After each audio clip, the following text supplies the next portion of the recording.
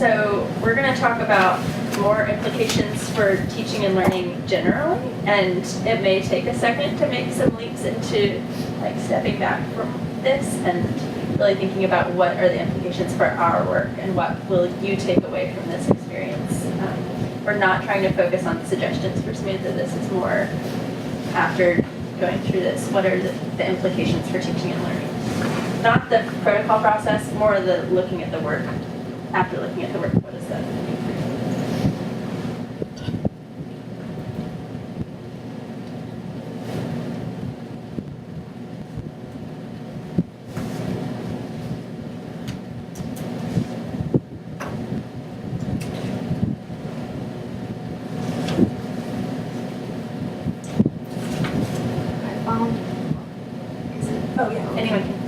I found round one to be very helpful and valuable to me because usually my instinct when I come to grading, you have this huge stack you need to get through, so you just jump to round two, interpret and grade immediately.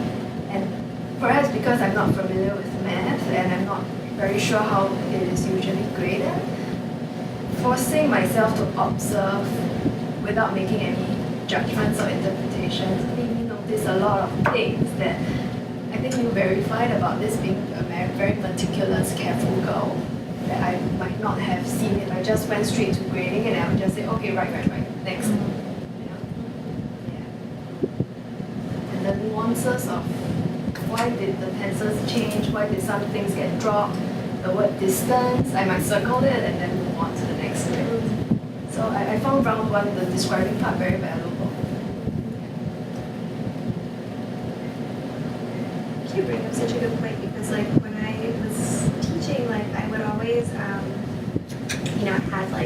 I knew what I was rewarding points for, and so whenever I looked at student work, I was always just looking for those things that I was awarding points for, instead of looking for all the other things that were in the answer. So I think that you're right, it brings up a lot of other things.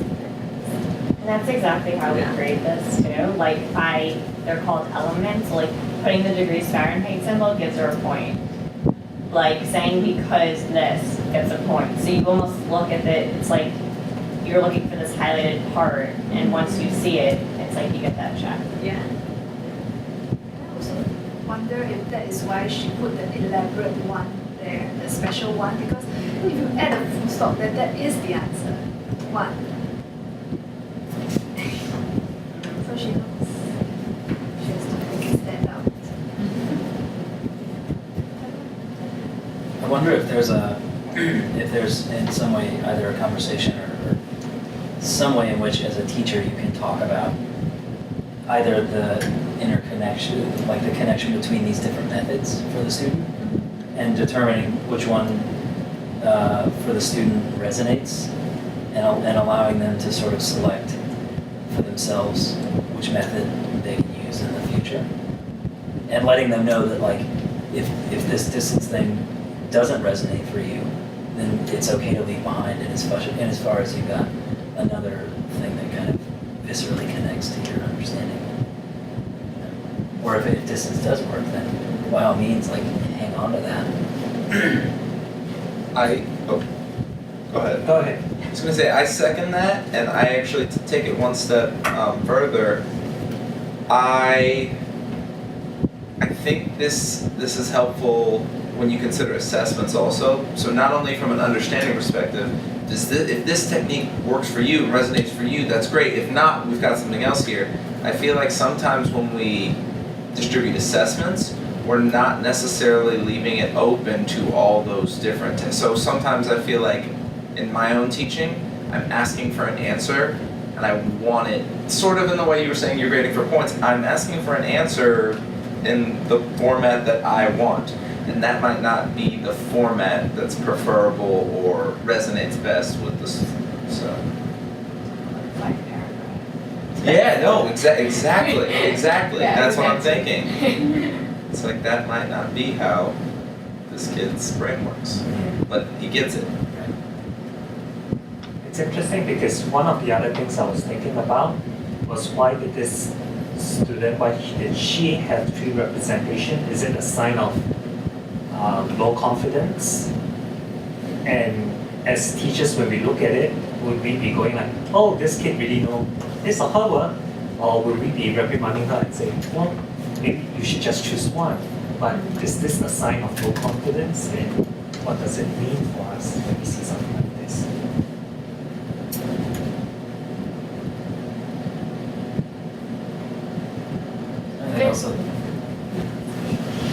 I think it's also interesting to think about this as one student in the context of an entire classroom.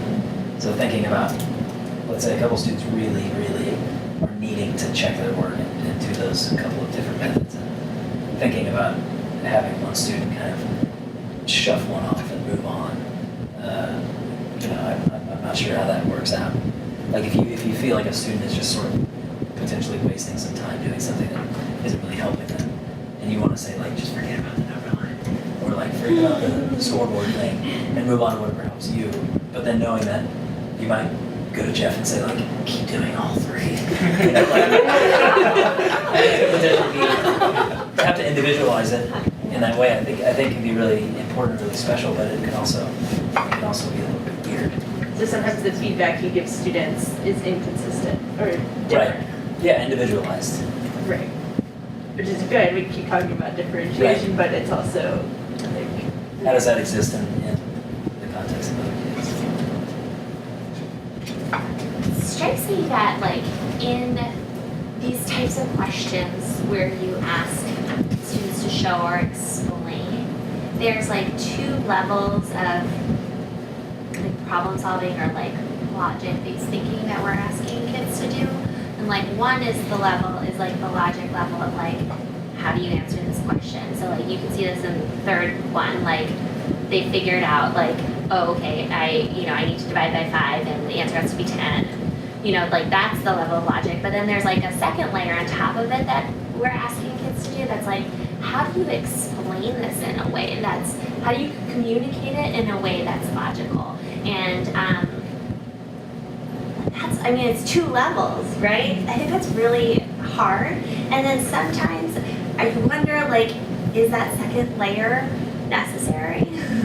If they get it, they understand the logic of how to solve the problem, is it necessary for them to also be able to explain it in a logical way? I think it is, but it's hard sometimes to know what to value. I definitely, struggle with that as a teacher. Makes you more sensitive to Mm-hmm. sensitive to the fact that they might fully understand and comprehend at Mhm. first level, Yeah, but communicating their ideas is a little trickier. right. We can't see. And there's exactly. a logic to it, right? It's sort of like a proof in geometry or something, like that you have to write through, like this is true and this is true, therefore this is true. And that's almost a formula by itself. Sorry, that doesn't have anything to do with this process. No, that's Thinking that's about- good. That's an implication from what we looked at. Okay, good. I don't know, sometimes I get off the track. I was wondering if mixed methods are allowed or recommended or taught to students, like not just show or explain, but show and explain. Because I think the third answer would be so much more less painful for the student to construct it. If she could have said, if question mark divided by 5 equals 2, then it follows that so you can see both the formulaic explanation and the verbal explanation. No, and actually, I'm glad you brought that up, because what I'm realizing is she wrote the answer first. Like, she started the sentence with the answer, so like, I'm not even assuming she did this earlier, like, I know she did this earlier. And I think there's this idea that this has to look so neat. There is that benefit to show and explain. And I think that it would have helped her if she did have both. And I think that if she were to communicate it to somebody, she'd have to show it. They should have to as well. start, because I saw some of you, maybe you weren't doing this, but it seemed like you were writing out how you would attack the third problem, because this wasn't sufficient. I just did it before I read hers because I wanted to know. Yeah. I think that's a really interesting, That's like, right. a sort of meta lesson, this idea that there are different languages going on. And then with most of this stuff, there are ways to translate from a mathematical language. And, symbolic language to verbal language. And I'm always interested in in sort of destroying those dichotomies, those binaries, and thinking about how there's so much interconnection between a mathematical language and a verbal language. And at what point do those things sort of fall apart? You got this idea of distance and negatives, and how do those things go together, and how do they kind of clash? And I'm interested in this idea of having both of those things sort of work themselves into one another, so that you can really see that you're playing with two very dynamic things with two different languages that interact in a very interesting way, and end up with answers that are kind of sort of falling into the perfect answer. But anyway. It's interesting because both your comments just split the thought, because the question was phrased show or explain, which means she had to choose one, show or explain, and she chose to explain. So I'm just thinking in the context of our work, do we usually allow this choice of answers to show or explain? Because I think I'm guilty of just saying show the answer or explain the answer. But I mean, as a math teacher, I would usually say show. Show your work. Yeah, show your work, show your answers. Yeah. So I'm just thinking one of the things that I'm bringing back is, well, maybe some students prefer another alternative method that's not mine. I also can't help wondering if this analysis and reflection on this work would be helpful for the student to sit down with, I mean, maybe not a group of strangers, but with the teacher, and for them to sort of go through this process. Look, this is what I see. This is what I'm led to interpret based on what I'm seeing. Are you with me? Do you see that? Instead of just -2, didn't show, blah, and handing it back. And I feel like there's some actual learning to be had on the part of the student here. It's unfortunate that we're not doing it. But I can totally see why we're not doing that, and I totally agree with you that it would be so helpful to have the student sitting next to you and telling him or her. But there's a premium on time, and I wouldn't highlight this student to sit down with me because obviously she knows all her stuff. But obviously there are things that she can improve on. It makes me so sad to say that. That's a good point also. I think I've read research that says that if you were to sit down and rather than just write +1, +2, +3 on this sheet, and just do points, that results in less learning than if you were to say do, for example, 2 stars and a wish or something. You explained your reasoning, I can tell that you understand average here and you were able to find the unknown, but you didn't mention the word average in your thing or something. I mean, I don't know. I think that qualitative feedback the research says is more valuable than Oh, it says more valuable. Got than it, just okay. points. Okay, so agreeing. Yes. That Yes. it's Yes. Yeah, sorry. Should have led with that. I was like, no, wait a minute, hang on. There's no way that's what we're supposed to do. No way.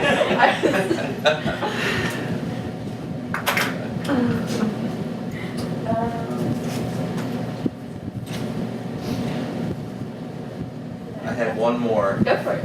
I'm wondering, I see a lot of benefit in having multiple eyes looking at this, because Samantha could take this little rubric or this process and do it by herself, but I think she's getting a whole lot more out of it having all these different eyes. And I mean we're all seeing that.